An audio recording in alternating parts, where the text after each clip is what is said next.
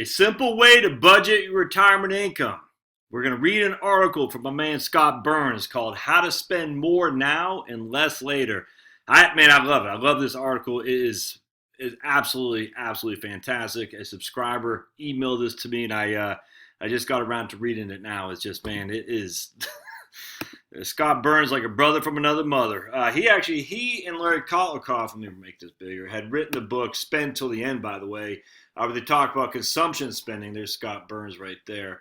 Scott, I don't know if he still writes in various newspapers. When I lived in San Antonio, he wrote, and he always had an article. I mean, it was all, he didn't write for San Antonio. It was, they farm it out. But he always appeared in San Antonio. I forgot what the San Antonio paper was called. And I know he appears in articles throughout the U.S. I don't know how many papers, whatnot, but I've always had a love-hate relationship with Scott because some of the stuff he had written was kind of negative on the industry, and to some degree, rightly so, but other stuff like this, other things I think was a little bit over the top, and I can't remember off the top of my head what it was. I don't read the newspapers that much anymore, so I just don't remember, but this book, again, Spend Till the End. And I'll put a link in the show notes. And if you buy it through my link, y'all get paid all of 4% on this $10 book. So I'll make 40 cents or whatever it is. Absolutely. I'm telling you, I've said this before, the best book on retirement income spending you'll find. It's called Consumption Smoothing. And our man Scott talks about this here. So let's just read it. Dateline September 4th, 2015. We're going on 3.5 years. And I can't remember who sent this to me, but thank you. All right, so allow me to introduce the Hedonic Tilt. That's a formal title for what most of us want to do in retirement. I got no idea what the Hedonic Tilt is. Do you? We want to spend more now while we can enjoy it, and we'll cope with spending less later when our ability to enjoy spending may have gone by. It is an entirely reasonable desire. The only problem is that if we get too enthusiastic about spending today, we might have a really big problem in the tomorrow that we don't want to think about. Fortunately, there is a simple solution. Take a constant amount from your retirement funds and adjust slowly to the slow loss of your higher purchasing power. You can understand it by considering a traditional financial planning example. John and Jane Restless are both 65 and about to retire. They visit their financial planner, Bill Constant. They'll have Social Security benefits, their own house free and clear, and their combined retirement savings are a cool $1 million. The planner tells them that they might be able to spend 4% a year or $40,000 from their fund, in which case you've got a 95% chance of being able to spend that much adjusted for inflation each year for 30 years. One of you just might live to 95, but it's unlikely, so this is a pretty safe plan. The planner figures are based on a portfolio of 50% U.S. stocks and 50% U.S. Treasury, 10-year Treasury. There's only one problem. John and Jane would really like to spend actually $60,000 a year, at least early part of retirement, because they want to travel. Can we spend that much? They ask, and the planner puts his $60,000 in the Monte Carlo analyzer and says, "Sorry, but that's suicidal. If you take that much out, there's only a 61% chance you'll have money when it lasts until you're 30 years old." But John and Jane are realistic about their future. They don't think travel will be as attractive at age 85 or 90. So they'd like to spend more in the first 10 years of retirement, and if their health holds out, they might like to spend more money in the first 20 years. We're healthy now, they say, but we might not be at age 75. It's a pretty good bet that we'll have some limitations by the time they're 85. Is there a solution? Yes, and it's simple. Increase the annual income withdrawal, but don't adjust for inflation. The simplicity of this, I'm going off topic here, but the simplicity of this is absolutely fundamentally just insane. I'm actually going to do a video on this, running some of my own Monte Carlos with the right capital software. I 100% love it. Make a constant amount. So if they do that, they can withdraw more than $60,000 a year. They can take $68,750 every year for 30 years and still have a 95% probability of not running out of money. Indeed, there's a 75% chance that they'll leave at least $2.25 million behind. The result, they have an extra $28,750 to spend. It will be losing purchasing power, of course, but the extra spending power will be all tilted towards the early retirement years. And again, going back to the consumption smoothing, The idea that I'm going to spend as much today, adjusted for inflation, when we have no kids, the house we're going to downsize, the house is paid off. It's just nuts. And so they're saying we need you. Let's just say I have an income of $100,000, Josh. You got an income of $100,000. You got a family of six and a big fat house. All right. So and you got a mortgage and all this, and you're putting 10% in your 401k. Blah blah blah blah. The idea that I need to say, well, in today's numbers, you'll need to spend $80,000 a year come retirement. 80% is the kind of rule of thumb how much you can spend. Really, I'm not going to be spending $100,000 a year when it's just me and Shar. We're not going to be doing a smaller house with no kids running around. It's not going to happen. All right, so in this case, all right, so if, for instance, inflation runs at 2%, the purchasing power of their constant annual income won't be reduced to $40,000 for 27 years when they are 92 years old. If inflation runs at 3%, their annual purchasing power won't be reduced to $40,000 until 18 years has gone by. And then they'll be 83 years old. Either way, they'll have extra purchasing power in the early years of retirement to enjoy it.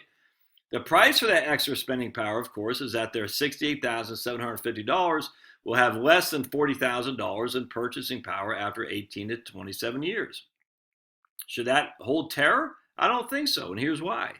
First, repeated studies have shown that spending declines as we age. And he talks about an article he had written in 2005 based on the Ty-Bernanke Journal for Financial Planning study, which I've mentioned so many times that I won't even click on it here, but I'll put the link in the show notes and by all means read it.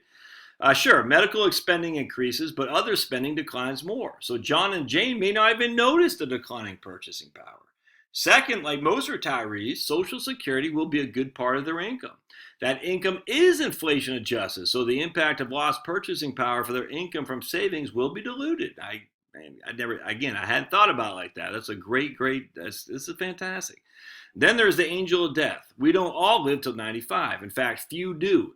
There's only a 46% chance that John will be alive in the 18 years it would take to get to that constant purchasing power of $40,000 if inflation runs at 3%. And there's a 22% chance that both John and Jane will be dead. If inflation runs at 2%, the break-even point will occur at 92. If that happens, there's a 70% probability that they will both be dead anyway. The trade-off should be carefully considered, but here and now is prime time. I don't get that last part. But anyway, so essentially what my man Scott is saying is I was out there pressure washing, so my face is so red. Whew, hot and sunny here in North Georgia. Man, it's going to be nasty this coming up week. 95 degrees. And humid. Anyway, so what my man Scott is saying is like, look, I mean, we're under, and this is what they say in the book, man. They say we're under consuming on the front end to potentially over consume on the back end, and the issue is on the back end that is actually when we're going to be our consumption is going to go down. It's just yet somehow we don't get that, and so somehow we say, oh, you spend $40,000 this year and $42,000 next and $44,400 the next, as if it's going to be this linear approach to consumption. It's just not. In fact, he talks about the Ty-Bernanke article and so many others that have come out since that actually validate that your consumption actually goes down and significantly in retirement. So what I find interesting is the idea that in this case they can take, let's just say $60,000 a year, and they're just say don't adjust it for inflation, just keep it flat. Now what happens is that purchasing power of $60,000.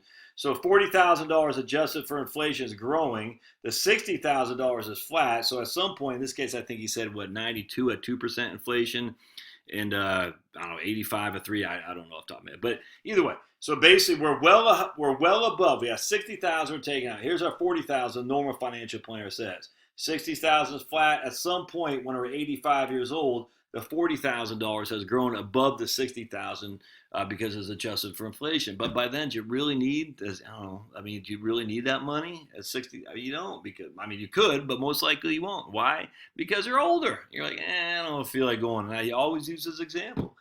Guy I know back in the old days when the Redskins played at RFK, literally season tickets we passed down generation to generation. And it was a big deal, and you never let go of them. And that was before Dan Snyder moved the team to FedEx Field, and was at Largo and had PSLs, private seat licenses, and all that. The Redskins were a hot ticket, obviously being good in the the early 80s, throughout the 80s, actually. Well, the whole decade from 80 till 92 helped a lot too. But still, the season tickets passed down because RFK was a relatively small football stadium. It only had 55,000 people. So I'll never forget, I talked to this guy probably in 2010 or something like that. And he was about 83, 84.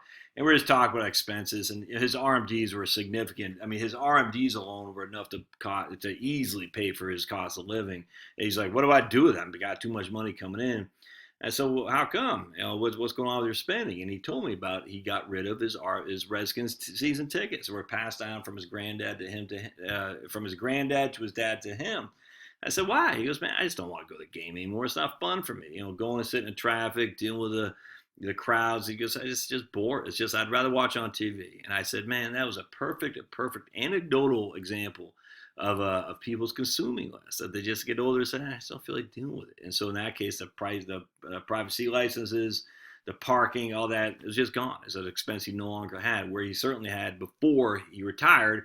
So financial planners say, oh, Mr. Smith, you need 80% of whatever your income was, and it just never came to fruition. So anyway, that's I like that. The issue, too, is we have another guy, I think it's Blanchett, David Blanchett, had written, was it Blanchett?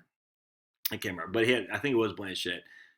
No, it wasn't. Who was the guy up in not Minnesota. I think it was Minnesota. Oh, man. He's got glasses on. Guyton. Jonathan Guyton. Guyton. He had written an article 10 years or so ago in the Journal for Financial Planning that talked about you can take like 5 to 5.5%. I'm drawing a blank the exact amount. But if you just stop giving yourself an increase for inflation when the markets are down 10% or more, you'll be fine. I can't remember the specific numbers. I just remember it's like a 10% market decline, and you don't reduce your spending, you just don't give yourself an increase. I always thought that was pretty interesting too. I like this with Scott Burns though. I said, look, just take 60,000, 68,000 a year and don't increase it. And I'm going to run those numbers and we're going to see what it looks like. Because I'm keen on that for sure. I am interested on that big time. So we'll see what it looks like. And what we'll do is we'll do a scenario where we reduce expenses. We'll figure out something. It'll be interesting to see. So stay tuned. I'll probably do that tomorrow. All right, thanks guys.